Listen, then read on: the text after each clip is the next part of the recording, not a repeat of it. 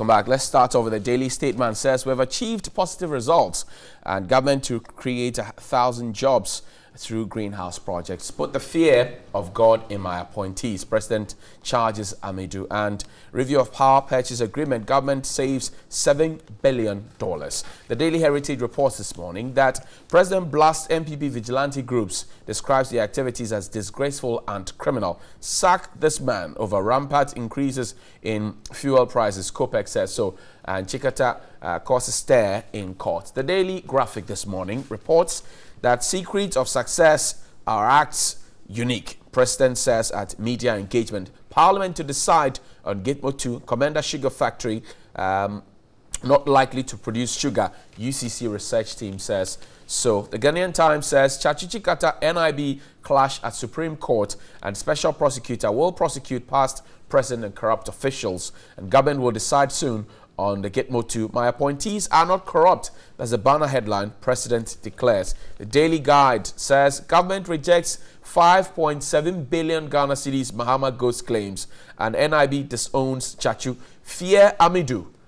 Nana on corrupt officials. The Business Finance says government says 5.7 billion Ghana cedis after review of NDC contracts. My guest this morning, lawyer Bobby Bansing. He is a private legal practitioner. Lawyer, welcome. Thank you. How are you doing? Happy New Year to you. Same to you. And George Neyanda is the Deputy Minister for Communications as well. Chief, good morning. Good morning. Happy New Year. Many have returned.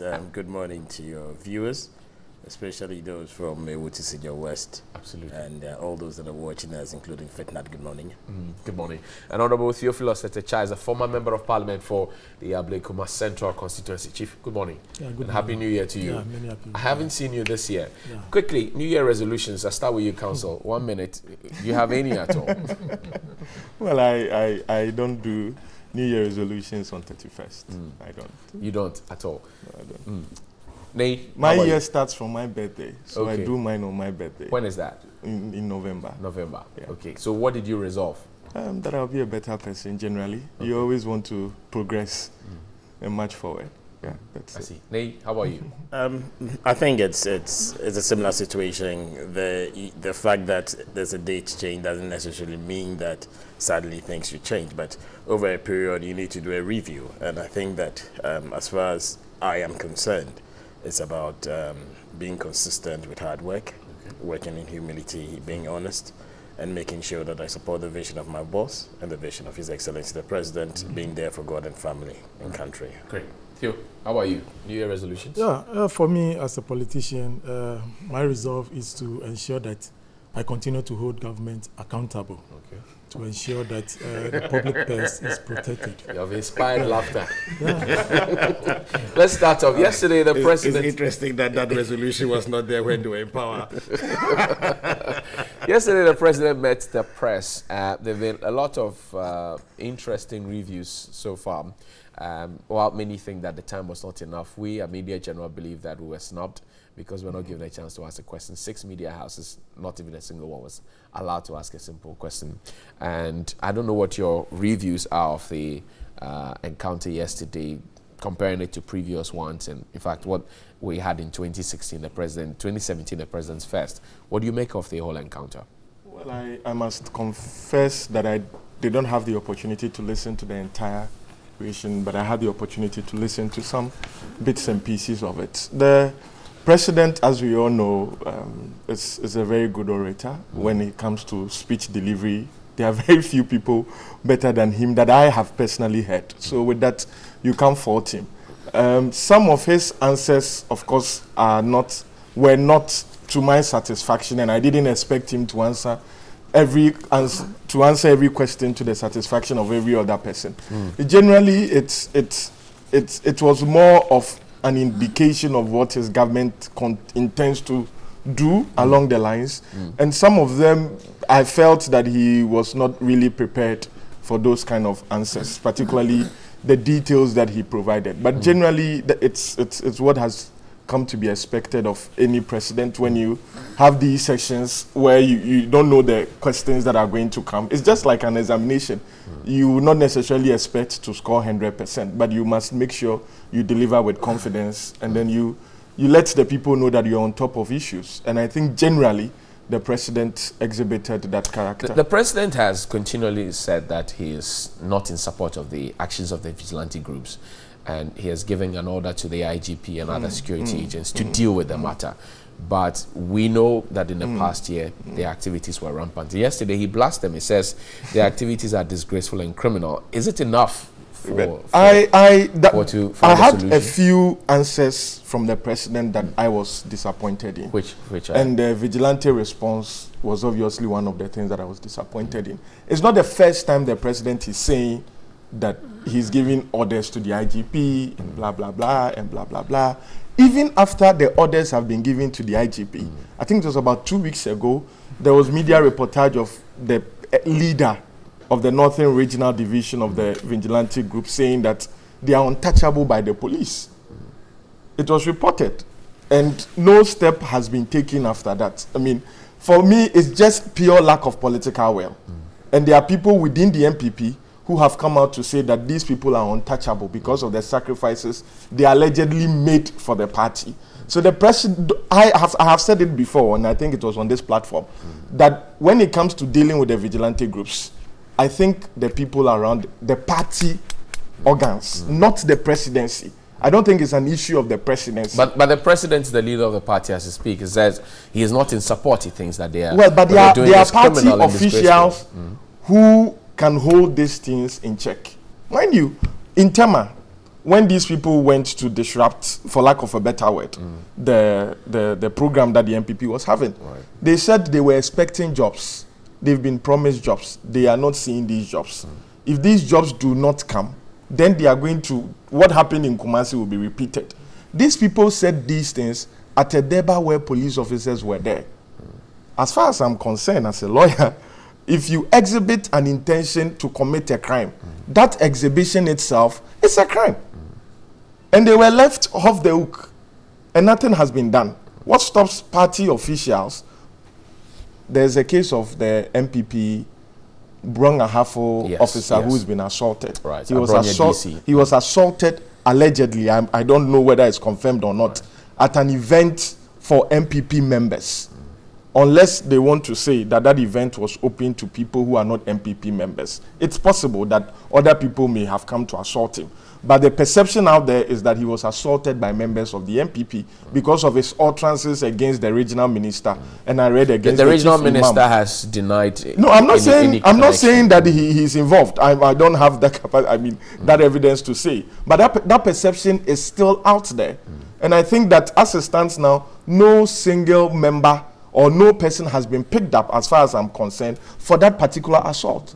And so it emboldens them to continue these criminal actions. Do you see an end in sight?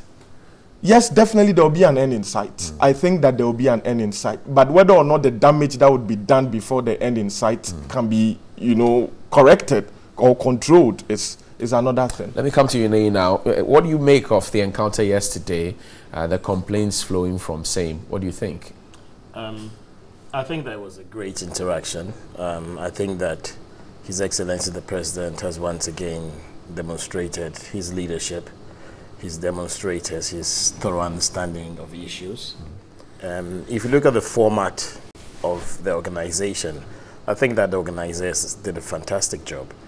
Included media houses from the regions. It's unfortunate that your media house wasn't given an opportunity to ask a question or to make a contribution. And I don't know what the reason is. But to a large extent, if I may. I want to give you a brief.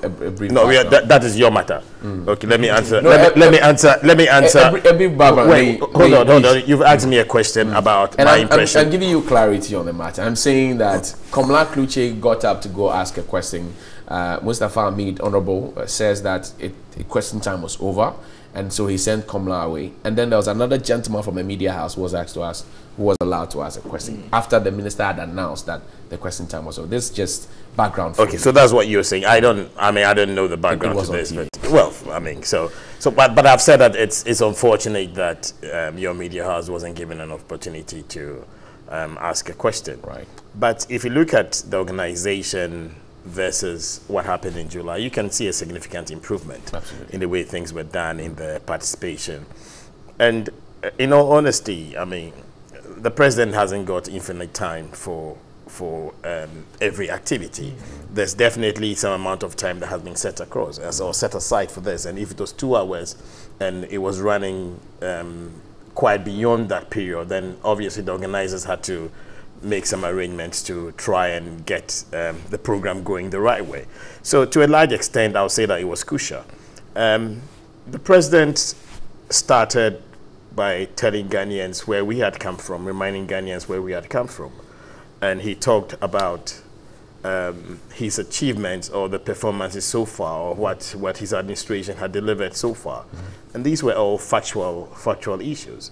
And so it's a clear demonstration that His Excellency the President is committed to making sure that Ghana moves forward, and the change that we promised was clearly demonstrated across the various sectors, across agriculture. He talked about the economy, he talked about energy, he talked about unemployment for the youth, and clearly, if His Excellency the President says that he's not happy with the activities of the vigilantes, it's clearly a downside to what would have been an otherwise great execution over the first year.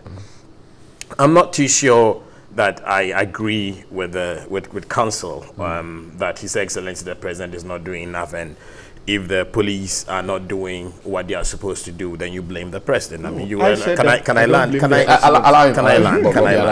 You were talking about you not being satisfied, and that was where you were not happy with, and you were making reference to the activities of vigilante groups. Absolutely. And the impression that I got was that you thought that His Excellency the President hadn't demonstrated enough goodwill or enough leadership as far as that area was concerned. But in your explanation or in your narrative, you were the person or the body that was accountable to the experiences that you had given, in my view, lies squarely in the hands of the police. If somebody demonstrates an intent to do crime, I'm not sure that is within the purview or the remit of His Excellency the President to order for the person to be arrested. You don't want the President to be getting into those kind of things, but yes, the security forces must be up and doing as far as those areas are concerned. So yes, I understand your concern. I'm not sure that you are placing the responsibility or the accountability the right way. That is my view. I didn't place it at the presidency. I said I feel the party structures have failed the presidency. Well, then maybe what I expected you to say is that you expect the police to do what they are supposed to do. As a lawyer, okay, it's not even the response. It's not really the legal responsibility of the party to fight crime. Okay, it's a good to do, it's a responsible thing to do. Okay, but as far as the Constitution is concerned, there's a body that's responsible for addressing this, and I thought that is what you should emphasize. To the extent that this may be an offshoot of the party has not said publicly, though, that these people belong to us, but these vigilantes keep trumpeting that they are an offshoot of the party. Don't you perhaps think that Lawyer Bobby's assertion that the party executive needed to call them to order? I'm not sure that you're understanding what I'm saying. I'm saying that per the Constitution, okay, there's a body that is responsible for ensuring the rule of law. That is not in question. Can I land? Okay, per the Constitution, there's a body that is responsible for ensuring the rule of law. You cannot bypass that constitutional responsibility and then start to talk about the party. Okay, it's nice for you to say that, or it's the right thing, I believe, for you to do is to say that let the police do what they are supposed to be doing. Okay, is to call the police to act.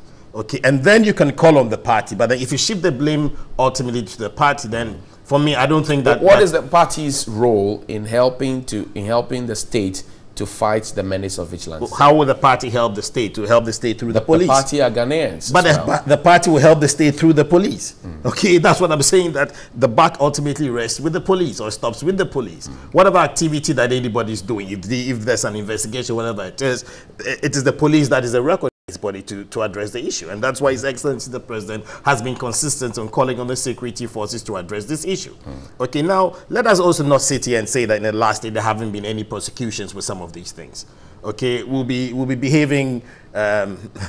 I don't know what word to use, but will be unfair if we say that there haven't been any prosecutions. There have been prosecutions. It's gone through the legal process in this country. Okay, people have been prosecuted. Okay, so let us balance it. It's something that nobody is happy about. If His Excellency the President, I mean, I can imagine how His Excellency the President would be feeling saying something like this, and I think that it's a mark of a great leader to admit that certain things that have happened have not been crucial. Now, let's wrap up on your take. The President says his appointees, including your good self, are not corrupt, and that comes on the back of the fact that questions were asked about the seed for cash, for example, or cash for seed, for example. What do you make of it? Is the President's assertion true that his appointees are not corrupt? Do you have any reason to believe that it's not true? No, I'm asking you a question. No, I'm also asking you. I don't answer questions. No, well, we're having a discussion. Okay, you ask me a question, and if I think that you're asking me a question and I know that you know the answer, I can also ask you the question. I don't know, that's what I'm asking. Well, it's the facts on the ground. The President stated the number of accusations that had been made against appointees of his administration. I mean, and in all those instances, there have been a thorough investigation. Okay, and in all those instances, nothing had come out. In any case, if you take this recent cash for seeds investigation or probe that is taking place, His Excellency the President or the Presidency had done some work or some investigation or some analysis of the situation, and they had come to the conclusion that as far as the facts that had been presented to them were concerned, they didn't see any reason. Is it the business of the Presidency to be conducting such investigations? One would ask. I'm not sure that I understand the question that you're asking. The people that are complaining about certain things that have happened, okay, the Presidency calls for the facts on the matter. The Presidency comes to a conclusion on the matter. The information is made public. However, that doesn't stop Parliament from putting in place a probe. So I'm not sure what you're trying to insinuate by the point that you are making. I'm just asking that if, to the extent that we have statutory bodies mandated to conduct the fact that nothing stopped the President didn't stop any other statutory body from carrying out an investigation. I think you know. Let's go to Theo now. Theo, so what are your impressions? Sorry, but let me just make a point that the fact that His Excellency the President, or the fact that the Presidency came out with a position on this cash for seeds matter, and Parliament decided to carry out a probe, didn't stop Parliament from carrying out a probe. Whatever the Presidency said, or whatever conclusion that the Presidency gave, didn't stop Parliament from carrying out a probe. And let us also bear in mind that previously, in the past administration, whenever the minority, there were two instances where the minority had brought in a motion to investigate something that was suspected to be an indication of corruption. And the majority and the Speaker of Parliament at that time didn't allow the motion to even pass. It was just pushed aside. So we've moved to a situation where even though the Presidency has said that we don't see anything wrong with this, Parliament in its wisdom, okay, says that, listen, let us carry out this probe and let us draw any other conclusions or to reaffirm what the President is saying. I thank you very much, Nate. Let me come to you now. The President said they've risen to the challenges and the successes are there to show, the positive results are there to show. Is that your opinion as well? Thank you very much. Let me say good morning to your viewers. First of all, let me say that the handlers of the President needs to do a very good work. Are they not doing that already? Yeah, no, they are not, especially when such media encounter is going to be organized. Time is of essence, yes, but then the President needs to be programmed in such a way that if it is time for him to meet the press, he will have ample time to hear the press. Yesterday, what happened was very haphazard. I realized that most of the media networks were not happy with what happened. It looked as if faces were being looked at before people were being selected to ask questions. This is a media review that His Excellency the President has made request, okay? And we expected that ample time would have been given to the press who represent the aspirations of the people to ask the relevant questions that they need to ask. But it was as if the president was delivering another budget or mid-year review of his performance, and adequate time was not given to the press.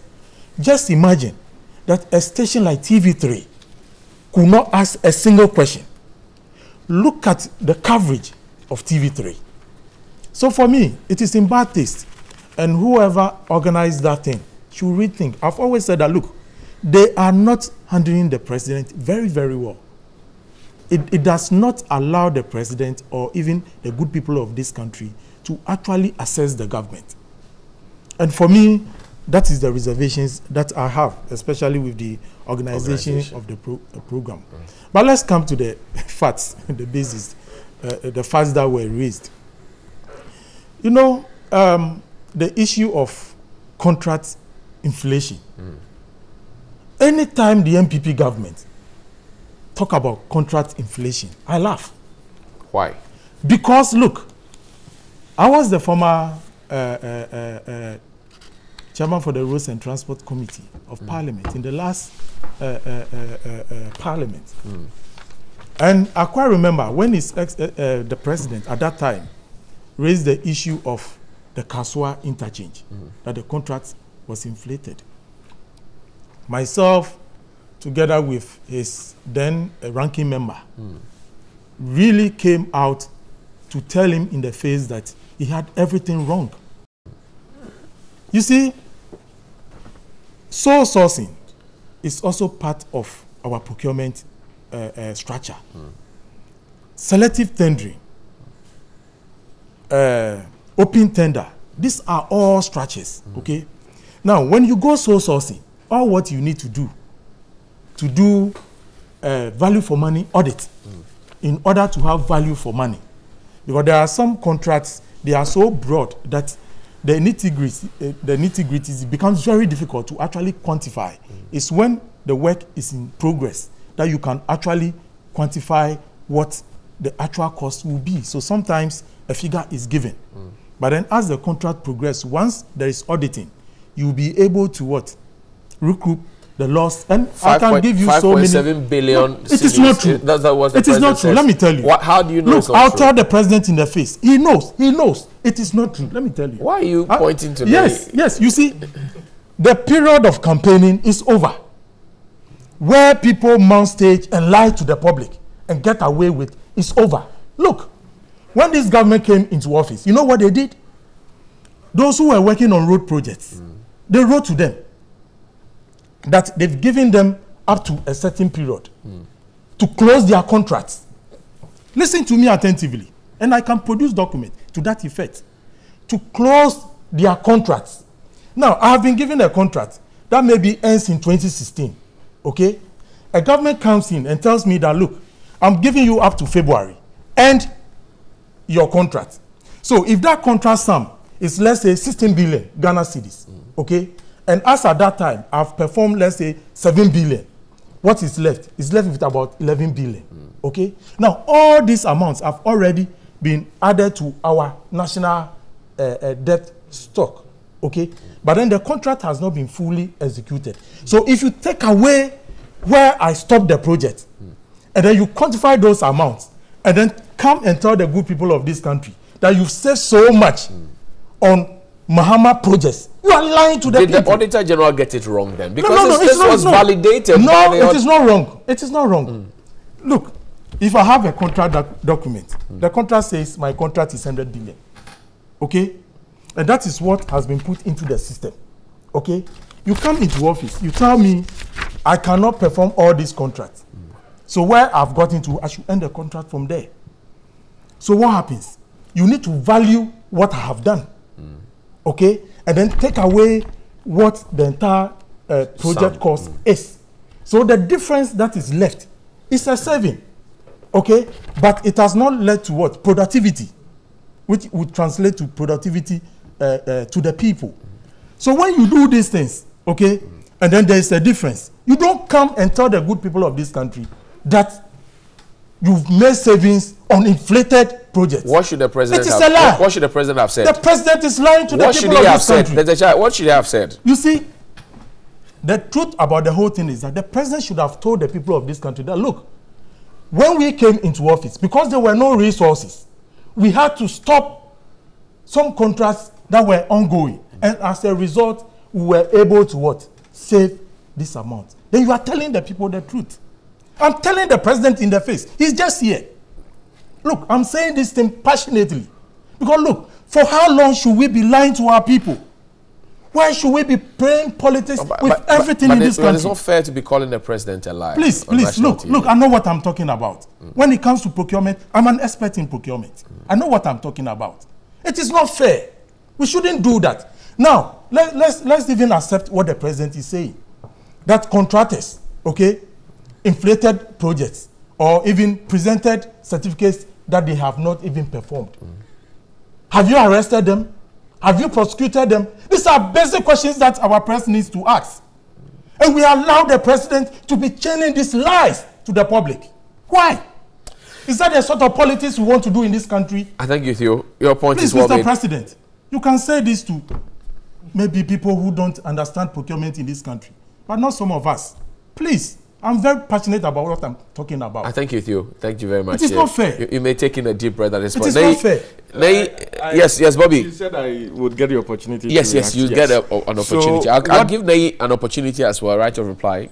Okay, so what I meant in my introductory remark when it comes to these vigilante groups was I said that I was not blaming the president for what is happening. I thought that it is something that the party structures could handle. Right. They didn't have to wait for it to escalate. Now, we all know how political will comes to play when it comes to prosecution of certain criminal offenses. We can't play the ostrich when it comes to that. If the party structures were serious about getting these persons prosecuted, they can't deny that they don't know them. Because these people have come to say, we are working for the MPP. The MPP has not denied these vigilante groups, even though they have denounced some of their activities. And so I was saying that I'm expecting the party structures to apply the necessary political pressure, for lack of a better word, to get these things prosecuted. Thank you. That is what I meant to say. Thank you very much. Right of reply, I'd rather we not go there. Let's deal with the salvation of... I have a right to reply. Okay. But I think that we raised another viewers, matter. I'll respond to that. The viewers have a right, okay, to be educated by a lawyer. If there's crime, okay, there's a body that's responsible for addressing the issue of crime. You don't, and I'm sorry that I'm sounding like an old broken record. You don't bypass the police and put the blame on the party or the leadership of the party. Okay, so that's the point that I want to make. That is a fact. Okay, you call in the police, and then you ask the party to support the police. I don't think that until now the party has made any action or has taken any posture that they are not in favor of making sure that these criminal activities are not. Your point well made. Let's move on now. The child says the president was untruthful. My brother, it would have been very good if you could have played that portion of what His Excellency the President said, so that all of us on the panel and your viewers could really know what the president said. If you have it, I'll plead that we'll find it and play it shortly. There's absolutely no basis for my senior colleague here to be calling His Excellency the President a liar. Figures do not lie. Okay? Figures do not lie. What His Excellency the President said are the facts of the matter. Okay? There's no dispute about it. You can decide to behave like an ostrich, okay, and deny the truth of the matter. And I'm happy that you asked the question. You asked him that, is he saying that the Auditor General got it wrong? What was the question you asked, right? That was it, yes. Okay. Have you read the Auditor General report? I have seen it. You've seen the Auditor General report. So the president didn't go and plug some facts from the sky. Okay, the president, but he puts an explanation to it. That if you seize a contract that's already in motion At the point you seize the contract, you must evaluate what work has been done and Can you quantify play it. what the president said? Okay, and let us understand whether what he's saying is what the president said. Let's take a look at this now, what the president had to say yesterday at the Meet the Press series. You would recall that throughout the election campaign, we said part of the reason for the difficulties with the economy was the sole sourcing of procurement by government. Let me give you a few figures to illustrate this point. In the year 2016, the Public Procurement Authority had 622 sole source requests. 579 of that number, 77 of that number, 98% were approved, and there were 25 rejections.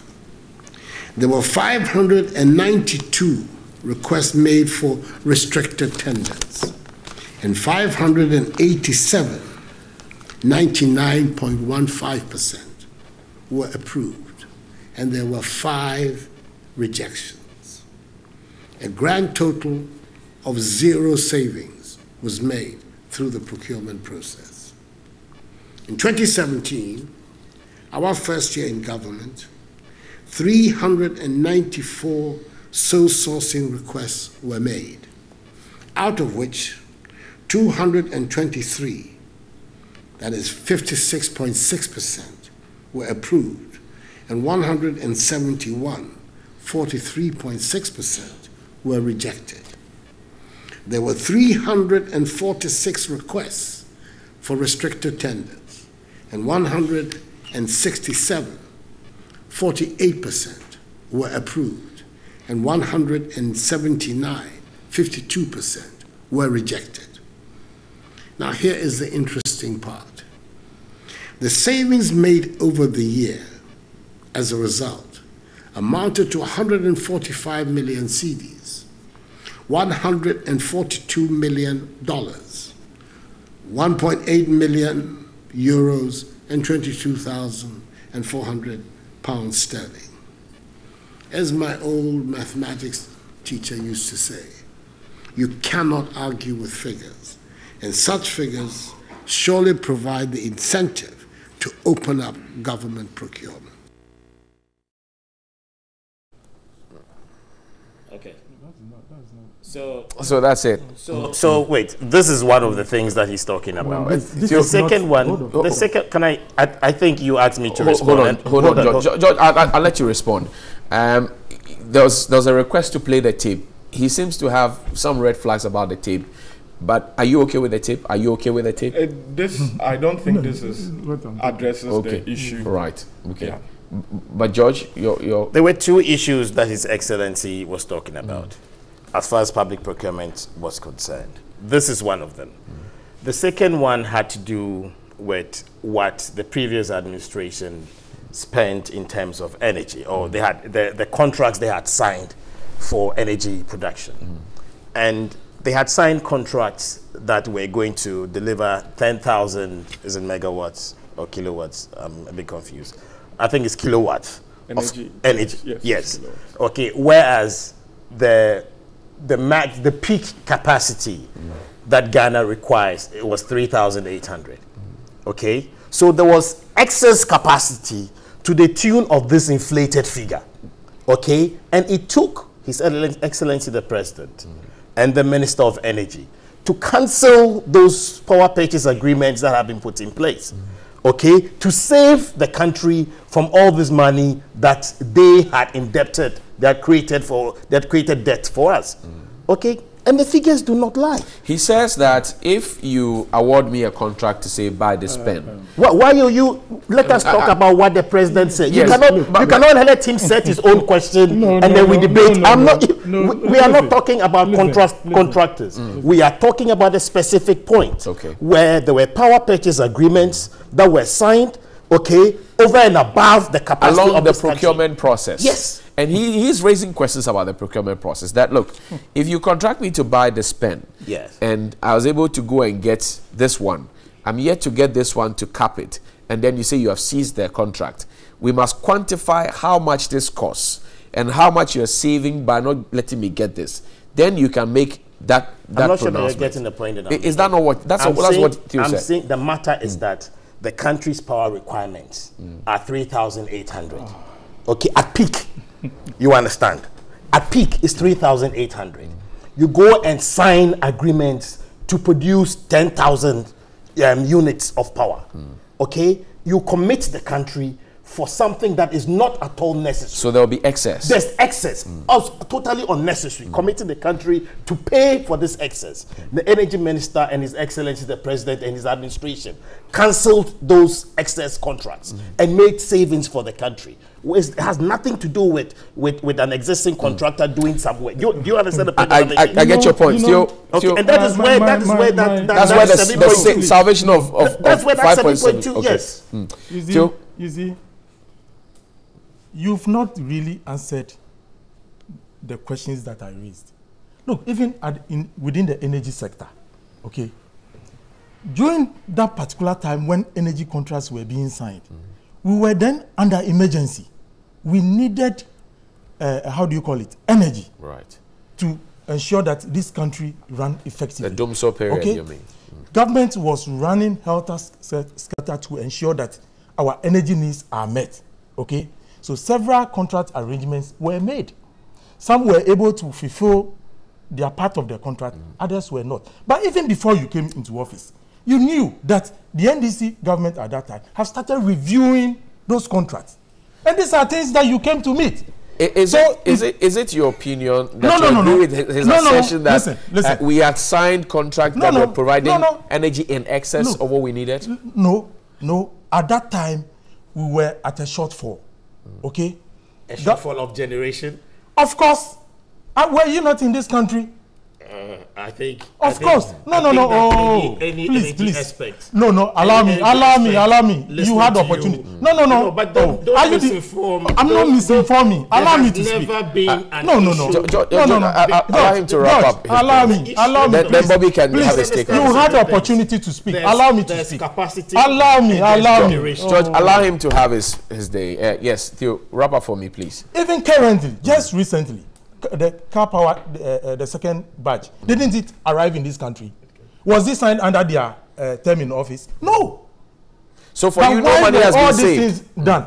These things were done in order for us to meet our energy needs of the country. What is the peak energy need for Ghana? Go on, Theo. Minister. Yes. You don't want us to flow. No. What is the Please, peak energy? I gave you respect. I gave you the time to speak. Theo, I never confront you anytime you Theo, speak. go on, please. Please. Theo, George will not do it again. Please go on. You see, people are watching.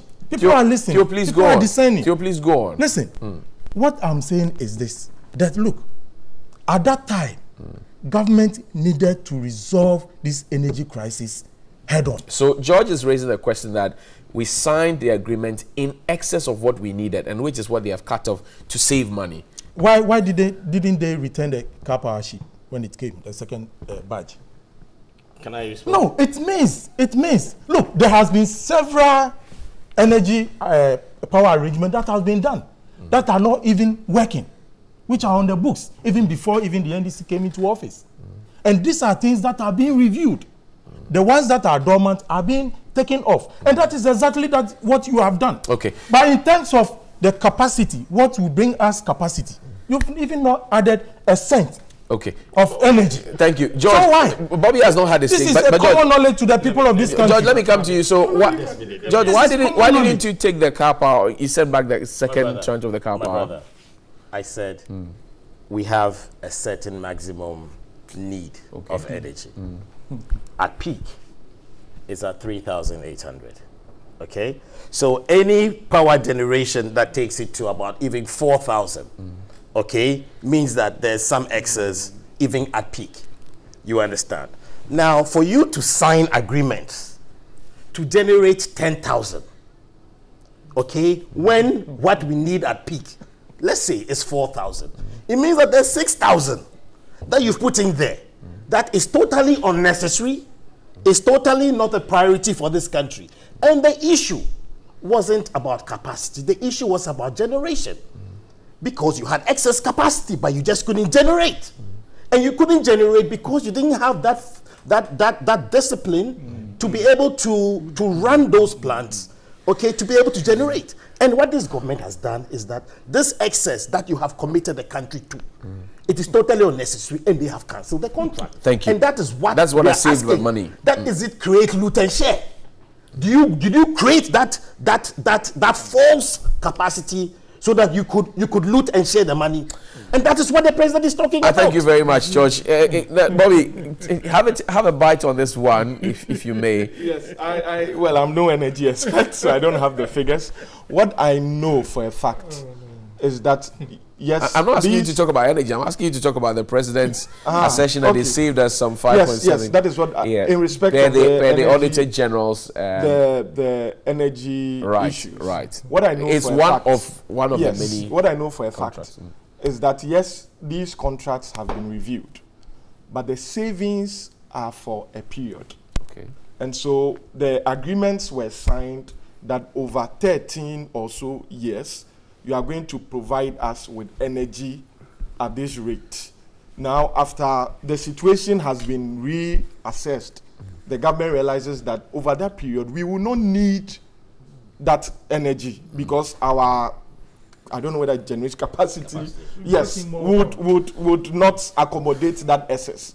And so if we cancel that agreement, it means that what the government would have paid to these suppliers over a 13-year period, the government will no longer be under any legal obligation to pay it. Great. And so the government has reviewed and cancelled, terminated those agreements so that there will not be any financial obligation for the government to pay, because then there is no longer an obligation for the other side to supply.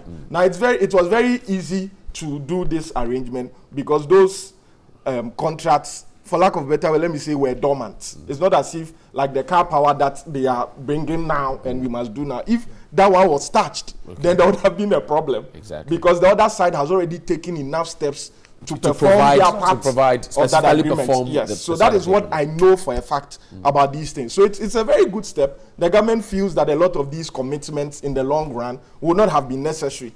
And if they have assessed, I'm sure if in the future, in the unlikely event that we face these power crisis again, any government that is in power may have to go back to the president touts it arrangement as an achievement of his government. To share if that. Any government that saves the country money has a right to tout it as an achievement. I thank you very much. We'll wrap up. I'll take some of your messages now on WhatsApp, and then we'll wrap up with the conversation here. Very interesting comments, eh? I tell you what, very, very interesting comments, but boy, I'm gonna have a bit of challenge with this. It's freezing. Okay, we'll come back to it. But the Gitmo 2 deal came to an end on the 6th of January. So, as it were, legally, one would say they are living here illegally. I don't know what your thoughts are, but the president mentioned yesterday that Parliament would take a decision on it. There was a big question as to whether to allow them to go or to make them stay. What do you make of the whole issue? The president now says Parliament to take a decision, but in between, they are living here, as it were, illegally. You are a lawyer. Yes, there's a Supreme Court decision on this Gitmo 2. The Supreme Court said within 3 months, the executive arm of government, because whatever decision that was taken on the Gitmo 2 was taken on behalf or as an action of the government of Ghana, not by NDC or MPP. So the Supreme Court directed that within 3 months, the executive arm of government, which is now the MPP, should go to Parliament and get the ratification done. Right.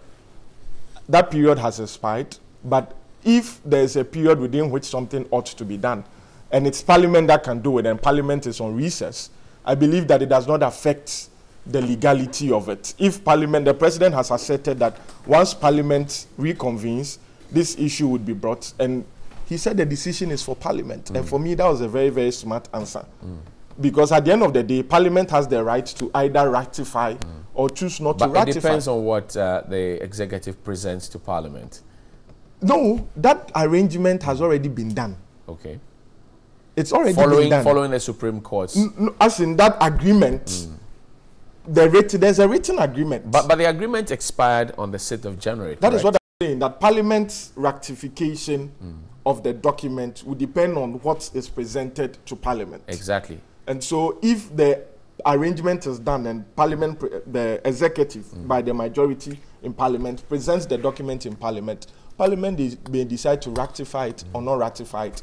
Whatever decision Parliament takes is binding on the presidency. Absolutely. And that is why I believe the president said that it will be presented to Parliament and Parliament will take a decision. Parliament will take a decision, but the big question is, do they go or do they stay? What do you think?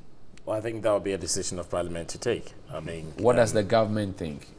I'm not. Are they going? Are they I'm staying? not in the position. I haven't seen what the executive is requesting of Parliament to do in this new extension or whatever it is. So I'm not in a position to comment on that. Right. But if I may, on the 11 billion, okay, I think that the bit that you played was not what he was referring to.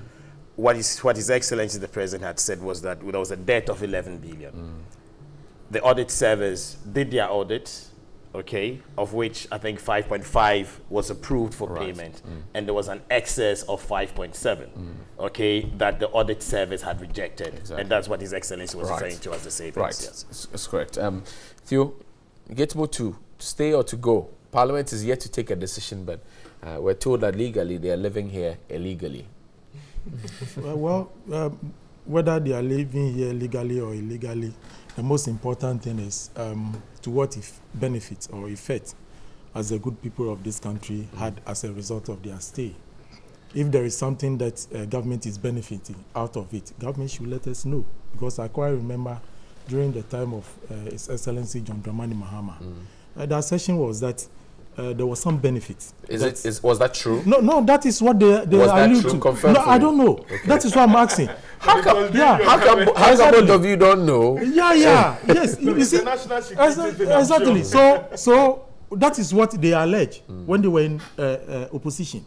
So I want to find out whether, as of now, there's some benefit that as a country we are going to derive from their stay here. Government should let us know. I believe in fact, we demand that. I believe that you said you were doing it on humanitarian grounds. That was what was brought to Parliament. So is that what you are doing now? Are you aware that something has changed? No, I'm asking. Yes. So you were in Parliament when the ratification was brought. What was? No, he wasn't in Parliament. What was the document? That was never presented in Parliament. The last time when it was brought to Parliament after the Supreme Court, it was taken to Parliament for the ratification. Ney was in Parliament at the time. What was contained in that document? Do you know? Do you remember? No, I don't. You don't remember? Aboy Fahad from back.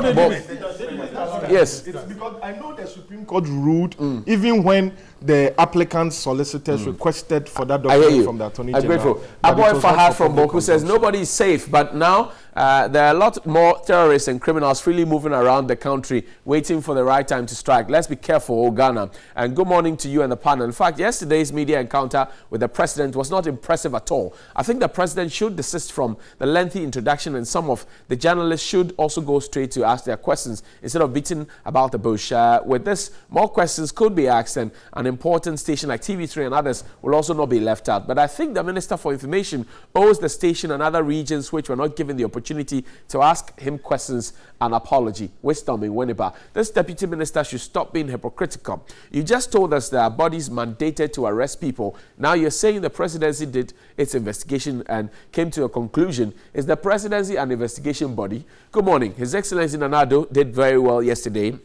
But the best thing, to my view, is that, in my view, is that he should have allowed the press to ask him more questions because they are at the grassroots and know the feelings of the citizenry, and they hear a lot from them. There should be ample time given to the media. Godfrey Lawer in Kwame Krom, and greetings to you and your crew. The Meet the Press that took place yesterday was the most laziest and discriminatory one. Since the president thinks that his appointees are holy as angels, he will continue to clear his angels from any corruption at all that will please Mystic inside Adwejiri. Thank you very much. Good morning and Happy New Year to you. Government should be quick to act on this security threat, by which means these bombs get their way into the country. By intro, introducing, well, these gentlemen, I can't seem to make head or tail of that. The MPP should know that the real questions that will come, the president cannot answer. Is that why they ran away? Nobody forced them.